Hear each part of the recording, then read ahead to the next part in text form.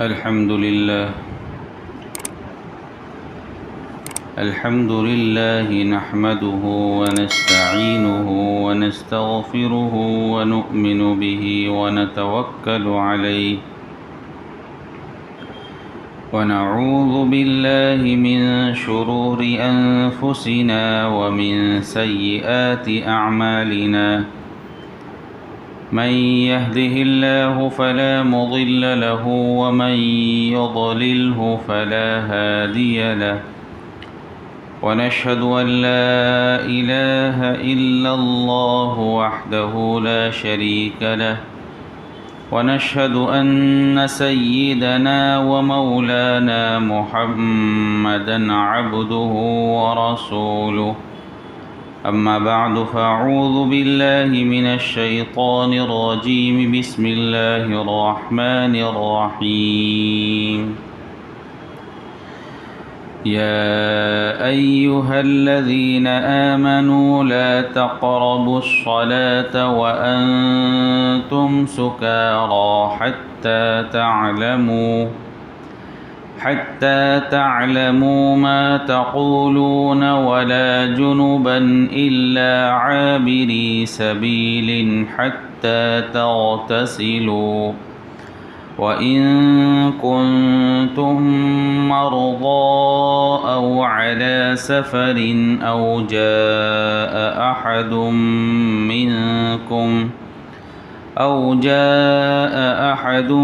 منكم من الغائط أو لامستم النساء فلم تجدوا ماء فتيمموا صعيدا طيبا فامسحوا بوجوهكم وأيديكم إن الله كان عفوا غفورا۔ یہ سورہ نساء کی 43 نمبر کی آیت کریمہ ہے۔ اللہ رب العزت ارشاد فرماتے ہیں، اے ایمان والو، جب تم نشے کی حالت میں ہو تو اس وقت تک نماز کے قریب بھی نہ جانا جب تک تم جو کچھ کہہ رہے ہو اسے سمجھنے نہ لگو، اور جنابت کی حالت میں بھی جب تک غسل نہ کر لو نماز جائز نہیں، الا یہ کہ تم مسافر ہو اور پانی نہ ملے تو تیمم کر کے نماز پڑھ سکتے ہو، اور اگر تم بیمار ہو یا سفر پر ہو یا تم میں سے کوئی قضائے حاجت کی جگہ سے آیا ہو یا تم نے عورتوں کو چھوا ہو، پھر تم کو پانی نہ ملے تو پاک مٹی سے تیمم کر لو اور اپنے چہروں اور ہاتھوں کا اس مٹی سے مسح کر لو، بے شک اللہ بڑا معاف کرنے والا بڑا بخشنے والا ہے۔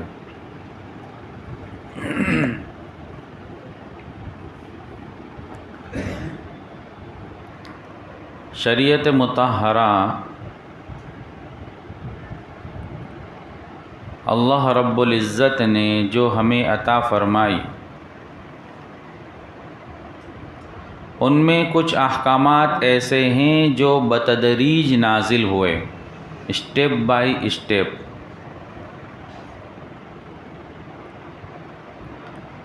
عرب کے لوگ صدیوں سے شراب کے عادی تھے، شراب پینے والے تھے۔ عرب میں جس کے یہاں جتنی پرانی شراب ملے وہ اتنا زیادہ مالدار اور بڑا سمجھا جاتا، کہ اس کے یہاں اتنی پرانی شراب، اس کے یہاں اتنی پرانی شراب۔ اللہ کے رسول صلی اللہ علیہ وسلم نے لوگوں کو اسلام کی طرف بلایا تو سب سے پہلے ان کے ایمان کو مضبوط کرنے کی فکر کی، اور وہی احکامات اللہ رب العزت نے نازل فرمائے، یہاں تک کہ اللہ کے رسول صلی اللہ علیہ وسلم مکہ سے مدینۃ المنورہ ہجرت فرما گئے، تب تک بھی شراب کے حرمت کی آیت نازل نہیں ہوئی تھی، حکم نازل نہیں ہوا تھا۔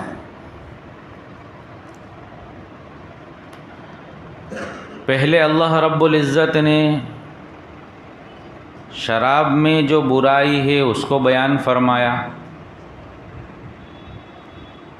اور آیت نازل ہوئی یسألونک عن الخمر والمیسر، کہ لوگ آپ سے شراب اور جوئے کے بارے میں سوال کرتے ہیں، پوچھتے ہیں، قل فیہما اثم کبیر ومنافع للناس، تو آپ ان کو جواب دے دیجئے، آپ ان کو بتلا دیجئے کہ اس میں برائی بہت زیادہ ہے اور کچھ فوائد ہے، کچھ فائدے ہیں، کہ آدمی اگر بہت زیادہ تھکا ہو، اگر بڑا ٹینشن میں ہو اور اس وقت کچھ شراب پی لے تو وہ تھکاوٹ دور ہو جاتی ہے، ٹینشن ختم ہو جاتا ہے۔ تو یہ ایک فائدہ تھا جس کو اللہ نے کہا کہ کچھ فائدے ہیں لیکن اس میں برائی بہت زیادہ ہے۔ تو پہلے یہ حکم نازل کیا، جس کو دیکھ کر کچھ صحابہ نے اسی وقت سے شراب کو چھوڑ دیا، کہ چونکہ اللہ رب العزت اس میں یوں فرما رہے ہیں کہ اس میں برائی بہت زیادہ ہے، تو ایسی چیز جس میں بہت برائی ہو چھوڑ دینا چاہیے، حالانکہ ابھی حرام نہیں ہوا۔ پھر اس آیت کے نازل ہونے کی ضرورت پیش آئی، اور اس آیت کے نزول کا واقعہ اس طرح ہوا کہ ایک مرتبہ حضرت عبد الرحمن بن عوف رضی اللہ تعالیٰ عنہ نے اپنے ساتھیوں کی دعوت کی، اور دعوت میں شراب نوشی کا بھی انتظام کیا۔ عرب کے دعوت کے مطابق دعوت چل رہی تھی، اونٹ ذبح ہوا تھا اور اس کا گوشت جو ہے بھون بھون کر کھایا جا رہا تھا، سیک سیک کر لوگ کھا رہے تھے، باربیکیو چل رہا تھا، اور اس کے ساتھ جو ہے شراب نوشی بھی ہو رہی تھی کہ مغرب کی نماز کا وقت آ گیا، اذان ہو گئی۔ اب صحابہ جو ہے وہ تو نماز کے بالکل پابند، اب اسی حالت میں دعوت کو چھوڑ کر ایک طرف مغرب کی نماز کے لیے کھڑے ہو گئے۔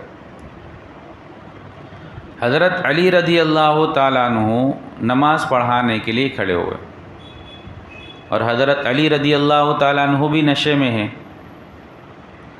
تو آپ نے مغرب کی نماز میں قل یا ایھا الکافرون والی صورت پڑھی۔ اب قل یا ایھا الکافرون والی صورت پڑھ رہے ہیں اور نشے کی حالت میں ہیں، تو اس صورت کے اندر گڑبڑ ہو گئی، اوپر نیچے ہو گیا، اور اس میں ایسی غلطی ہو گئی کہ جس کی وجہ سے نماز خراب ہو جاتی۔ نماز سے فارغ ہو کر کچھ اختلاف ہوا، تو میں ہوئی۔ اب اتفاق سے یہ بات اتنی بڑھی کہ ایک ساتھی نے جو اونٹ کی ایک ہڈی پڑی ہوئی تھی اس کو اٹھا کر دوسرے ساتھی کے سر پر مار دیا، تو کچھ ہاتھ چالاکی بھی ہو گئی۔ اللہ کے رسول صلی اللہ علیہ وسلم کو پتہ چلا، تو اللہ رب العزت نے یہ آیت نازل فرمائی جس میں یوں کہا گیا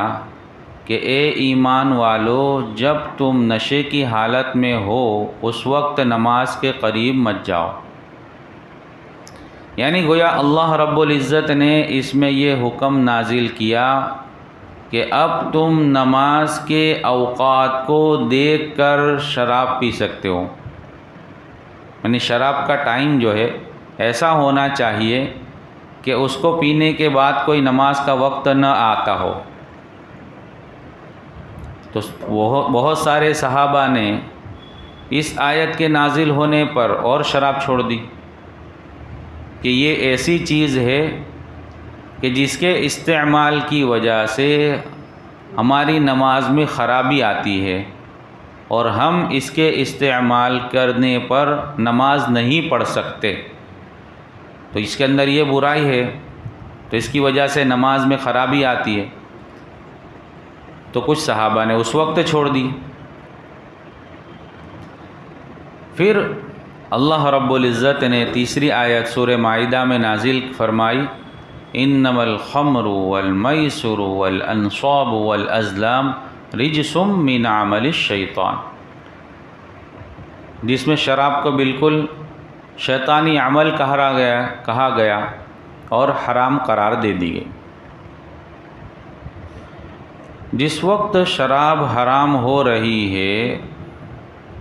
اس وقت کچھ صحابہ تو ایسے تھے جن کا بزنس اور جن کا انویسٹمنٹ، جن کی موڑی اور کیپٹل پورا شراب میں لگا ہوا ہے اور بڑے بزنس ہے۔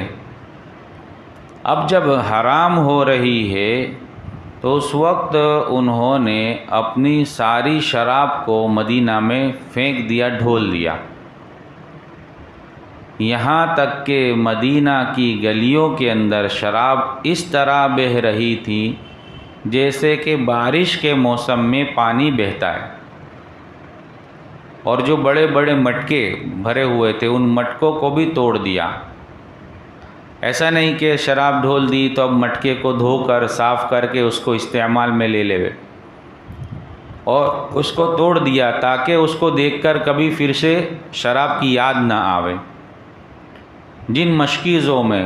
چمڑے کے برتنوں میں شراب بھری ہوئی تھی اس کو بھی کاٹ دیا، اور جن کا دھندا، بزنس، جن کا انویسٹ شراب میں تھا انہوں نے بھی ساری شراب بہا دی۔ ایسا نہیں کہ ابھی حکم نازل ہوا ہے تو یہ جو موجود ہے اس کو تو بیچ دیوے، پھر اب نئی خریدیں گے نہیں اور نئی بنائیں گے نہیں، ایسا نہیں، بلکہ جیسے ہی حکم نازل ہوا فوراً عمل۔ یہاں تک کہ کچھ لوگ اپنے گھروں کے اندر شراب پی رہے تھے اور گلاس ہاتھ میں ہیں، بلکہ گھونٹ مار لیا ہے اور شراب منہ میں ہے، اور اللہ کے رسول صلی اللہ علیہ وسلم کا نائب آپ کی طرف سے اعلان کرنے والا یہ مدینہ کی گلیوں میں اعلان کر رہا ہے، قد حرمت الخمر، تحقیق کہ شراب حرام ہو گئی، شراب حرام ہو گئی، تو وہ شراب کی حالت میں آواز سن رہے ہیں کہ یہ کیسی آواز آ رہی ہے، کوئی کچھ آواز دے رہا ہے، تو اپنے خادم کو، غلام کو بھیجتے ہیں کہ جاؤ آواز برابر سنو باہر جا کر کہ یہ آواز کیسی آ رہی ہے، کوئی شخص کچھ اعلان کر رہا ہے تو کیا اعلان ہو رہا ہے۔ تو آدمی باہر جاتا ہے اور برابر آواز سن کر آتا ہے کہ شراب حرام ہو گئی، تو جس کے ہاتھ میں گلاس تھا اسی حالت میں گلاس کو چھوڑ دیا، منہ میں گھونٹ رکھ دیا تھا، چلا گیا تھا، اس کو بھی تھوک دیا۔ ایسے عمل کرنے والے تھے صحابہ کے۔ حکم نازل ہوا فوراً عمل شروع، ایسا نہیں کہ ابھی اب تھوڑا ہاتھ میں ہے تو اب منہ میں ہے تو اس کو تھوڑا پی لیوے، یا ہاتھ میں اتنا تو پی لیوے، ایسا نہیں، بلکہ علماء نے یہاں تک لکھا کہ جس وقت احد کی جنگ ہوئی اس احد کی جنگ ہوئی، اس وقت تک ابھی شراب حرام نہیں ہوئی تھی، تو احد کی جنگ میں کچھ صحابہ شراب کی حالت میں آئے تھے اور اس شراب کی حالت میں شہید بھی ہوئے، اور ان کے لیے بشارت اور جنت کی خوشخبری بھی ملی، اور اس میں کوئی برائی بھی نہیں تھی کہ ابھی تک حرام نہیں ہوا تھا، یہ تو بعد میں حرام ہوا اور اب اس کے لیے ایسی قباحت اور برائی ہے۔ تو یہ شراب کا حکم بھی بتدریج اسٹیپ بائی اسٹیپ نازل ہوا۔ تو اللہ رب العزت نے وہ درمیانی حکم اس میں بیان فرمایا، جس وقت تک یہ شراب حرام نہیں ہوئی تھی اس کا حکم ہے کہ جس وقت اے ایمان والو تم جس وقت شراب کی حالت میں ہو، نشے کی حالت میں ہو، اس وقت تم نماز کے قریب مت جاؤ، یعنی نماز مت پڑھو۔ اگر تمہیں نماز پڑھنی ہے تو اس وقت تم شراب کی حالت میں نہیں ہونے چاہیے۔ دوسرا حکم اس میں جو نازل کیا وہ یہ بتلایا کہ تم نماز نہیں پڑھ سکتے جس وقت کہ تم جنابت کی حالت میں ہو۔ جنابت کی حالت میں احتلام ہو گیا، تم پر غسل فرض ہو گیا ہے، اس وقت بھی تم جو ہے نماز نہیں پڑھ سکتے، تمہارے لیے نماز پڑھنا جائز نہیں۔ مگر کب جائز ہے تو اس کی کچھ شکلیں آگے بتائیں، الا یہ کہ تم مسافر ہو، یعنی سفر کی حالت میں ہو اور تم جنوبی بن گئے اور تمہارے پاس استعمال کے لیے پانی نہیں ہے، یعنی غسل کے لیے پانی نہیں ہے، تو تم جو ہے تیمم کر کے نماز پڑھ سکتے ہو۔ دوسری شکل بتلائی، اگر تم بیمار ہو یا سفر کی حالت میں ہو یا تم استنجا سے فارغ ہو کر آئے، قضائے حاجت سے فارغ ہو کر آئے، یا تم نے عورتوں کو چھو لیا یعنی ان سے صحبت کر لی اور پھر تم کو پانی نہیں ملا، ان ساری شکلوں کے اندر اگر پانی نہیں ملا تو اس وقت تم پاک مٹی سے تیمم کر کے نماز پڑھ سکتے ہو۔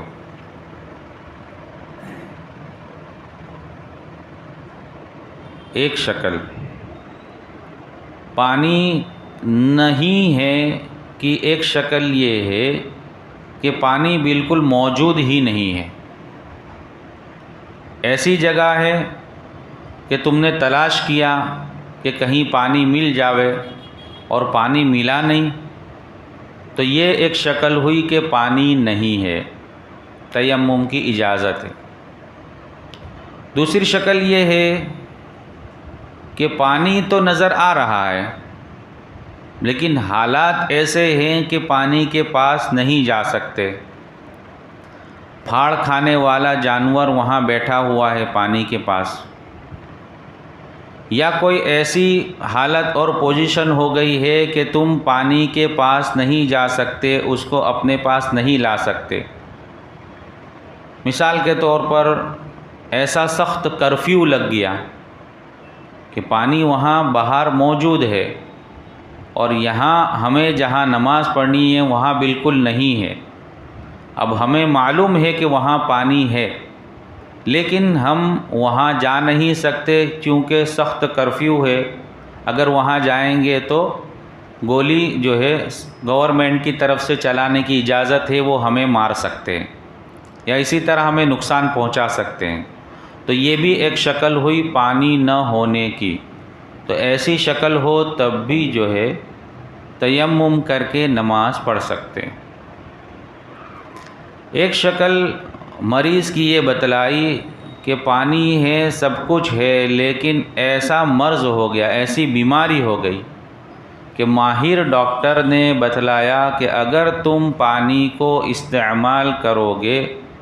تو تمہیں بیماری سخت ہو جانے کا خدشہ ہے یا تمہاری جان جانے کا بھی خطرہ ہے، تو تم بالکل پانی استعمال نہیں کر سکتے۔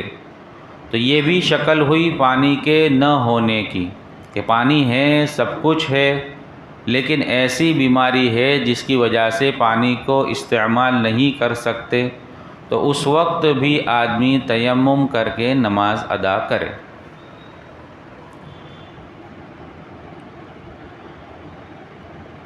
تیمم کر کے نماز ادا کرنا۔ اب تیمم کہتے کس کو ہے؟ تیمم کہتے ہیں پاک مٹی سے پاک ہونے کی نیت سے اپنے چہرے اور ہاتھ پر مٹی والے ہاتھ کو گھمانا پھرانا۔ آدمی نیت کرے گا کہ میں تیمم کرتا ہوں، چونکہ تیمم میں نیت شرط ہے، ضروری ہے۔ وضو کے اندر نیت شرط اور ضروری نہیں ہے۔ ایک آدمی آیا اور اس نے کوئی نیت نہیں کی اور وضو کر لیا، جو اعضاء کو دھونا ضروری تھا ان سارے اعضاء کو اس نے دھو لیا، مسح کر لیا، اس کا وضو ہو گیا، اس نے کوئی نیت نہیں کی تھی۔ لیکن اگر کوئی آدمی تیمم کرنے کے لیے بیٹھتا ہے تو اس کے لیے تیمم کی نیت کرنا شرط اور ضروری ہے۔ پاکی حاصل کرنے کے لیے نماز جائز ہو جاوے اس کے لیے تیمم کرتا ہوں۔ شرط ہو گئی، نماز کی تیمم کی نیت کر لی۔ نیت کرنے کے بعد تیمم کے 2 رکن ہیں۔ پہلا، پاک مٹی پر ہاتھ مار کے چہرے پر، پورے چہرے پر اس طرح پھیرے، اس طرح ملے کہ ایک بال کے برابر بھی جگہ نہ چھوٹے۔ جس طرح وضو کے اندر پورے چہرے کو اس طرح دھویا جاتا ہے کہ ایک بال کے برابر بھی جگہ خشک نہ رہے، سوکھی نہ رہے۔ پیشانی کے بالوں سے لے کر تھوڑی، یعنی یہ داڑھی کی یہ جو تھوڑی ہے اس کے نیچے تک، ایک کان کی لو سے دوسرے کان کی لو تک، یہ پورا چہرہ جس طرح وضو میں دھونا ضروری ہے، اس طرح تیمم میں پورے چہرے پر ہاتھوں کو گھمانا ضروری ہے، ملنا ضروری ہے۔ اور دوسرا رکن، دونوں ہاتھوں کو کوہنیوں سمیت ملنا۔ بس یہ 2 رکن ہیں۔ نہ اس میں سر کا مسح ہے کہ کوئی آدمی مٹی پر ہاتھ مار کے سر کا مسح کرے، اور نہ پیروں پر ملنا ضروری ہے، وہ اس کا رکن نہیں ہے۔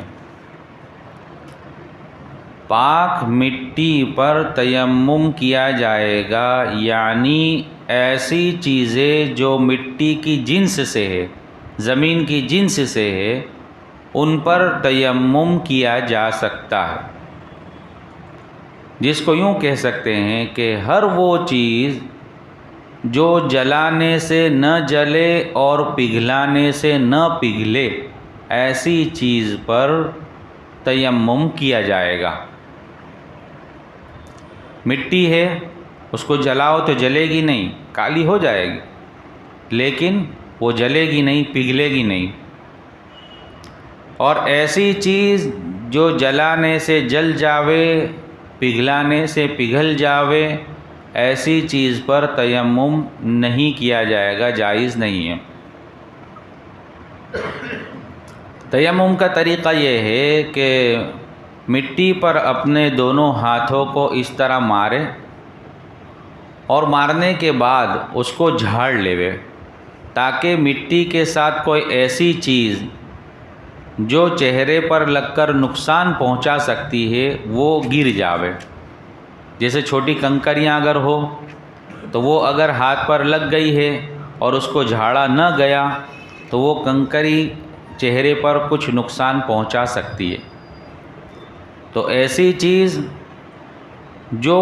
جس پر تیمم نہیں کیا جا سکتا ہے لیکن اس پر غبار ہے، دھول ہے، تو دھول ہے تو اس پر بھی اگر ہاتھ مارا کہ اپنا ہاتھ پورا دھول میں لگ گیا تو اس وقت اس سے بھی تیمم کر سکتے ہیں۔ تو یہ تیمم کے مختصر سے احکامات تھے۔ شریعت مطہرہ اور ہمارا دین بڑا آسان ہے کہ پانی نہیں ہے تو اس وقت وضو کے لیے بھی تیمم کیا جا سکتا ہے، اور پانی نہیں ہے تو اس وقت غسل کے لیے بھی تیمم کیا جا سکتا ہے، اس کی شریعت نے اجازت دی ہے۔ تو اللہ رب العزت نے یہاں اسی احکام کو بیان فرمائے کہ اگر تم مریض ہو، سفر میں ہو، یا تم نے بیوی سے صحبت کر لی ہے تو اس وقت تم جو ہے پاک مٹی سے تیمم کرو۔ اور اللہ رب العزت بعد میں فرماتے ہیں ان اللہ کان عفوا غفورا، بے شک اللہ بڑا معاف کرنے والا، بڑا بخشنے والا ہے۔ اللہ رب العزت ہمیں سمجھنے اور اس پر عمل کی توفیق عطا فرمائے۔ بسم اللہ الرحمن الرحیم، سبحانک اللہم وبحمدک وتبارک اسمک وتعالی جدک ولا الہ غیرک، اللہم صلی علی سیدنا مولانا محمد وعلی آل سیدنا مولانا محمد وبارک وسلم۔ اللہم ربنا آتنا فی الدنیا حسنۃ وفی الآخرۃ حسنۃ وقنا عذاب النار، ربنا لا تزغ قلوبنا بعد اذ ہدیتنا وہب لنا من لدنک رحمۃ انک انت الوہاب، رب اجعلنی مقیم الصلاۃ ومن ذریتی ربنا وتقبل دعا، ربنا اغفر لی ولوالدی وللمؤمنین یوم یقوم الحساب۔ یا ارحم الراحمین، یا اکرم الاکرمین، یا اللہ ہم تمام کے گناہوں کو معاف فرما، یا اللہ تمام کی خطاؤں سے درگزر فرما، یا اللہ اپنی اطاعت والی زندگی نصیب فرما، نافرمانی والی زندگی سے حفاظت فرما، یا اللہ ایسے کاموں کے کرنے کی توفیق عطا فرما جس سے تو راضی ہوتا ہے، یا اللہ ایسے کاموں سے حفاظت فرما جس سے تو ناراض ہوتا ہے، جس سے تیرا غضب اترتا ہے۔ یا اللہ پوری امت کی حفاظت فرما، پوری امت کی حفاظت فرما، امت مسلمہ کے حال پر رحم فرما، امت مسلمہ کے حال پر رحم فرما، امت مسلمہ کی جان کی، مال کی، عزت کی، آبرو کی، اعمال کی، ایمان کی، ہر چیز کی حفاظت فرما، اپنے فضل سے، اپنے کرم سے حفاظت فرما۔ یا اللہ پوری امت کی مغفرت فرما، یا اللہ پوری امت کی مغفرت فرما۔ یا اللہ رمضان المبارک کا مہینہ قریب ہے، یا اللہ اس کی قدردانی کی توفیق عطا فرما، یا اللہ اس کو صحیح طریقے سے وصول کرنے کی توفیق عطا فرما۔ یا اللہ ایک لمحے کے لیے بھی یا اللہ غفلت میں مبتلا ہونے سے حفاظت فرما، یا اللہ اپنی معرفت عطا فرما، یا اللہ اپنی محبت عطا فرما، یا اللہ اپنا تعلق نصیب فرما، یا اللہ اپنا عشق نصیب فرما، آقا صلی اللہ علیہ وسلم سے سچا پکا عشق نصیب فرما، یا اللہ آپ کی محبت نصیب فرما، آپ کے طریقوں پر عمل کی توفیق عطا فرما، سنت والی زندگی نصیب فرما، یا اللہ سنت والی زندگی نصیب فرما، یا اللہ ہمارے مرحومین کی مغفرت فرما، یا اللہ جو دنیا سے جا چکے ہیں ان کی مکمل مغفرت فرما، ان کی قبروں کو نور سے منور فرما، کروٹ کروٹ چین سکون امن اطمینان نصیب فرما، یا اللہ ہمارے بیماروں کو شفا عطا فرما، مقروضوں کی قرضوں کی ادائیگی کی شکلیں صورتیں پیدا فرما، حاجت مندوں کی حاجتیں پوری فرما۔ یا اللہ جو جس لائن سے پریشان ہے ہر ایک کی پریشانی کو اپنے فضل سے، اپنے کرم سے دور فرما۔ یا اللہ ہماری دعاؤں کو محض اپنے فضل و کرم آقا صلی اللہ علیہ وسلم کے صدقے اور طفیل میں قبول فرما۔ یا رب صلی وسلم دائما ابدا علی حبیبک خیر الخلق کلہم، سبحان ربک رب العزت عما یصفون، سلام علی المرسلین والحمد للہ رب العالمین۔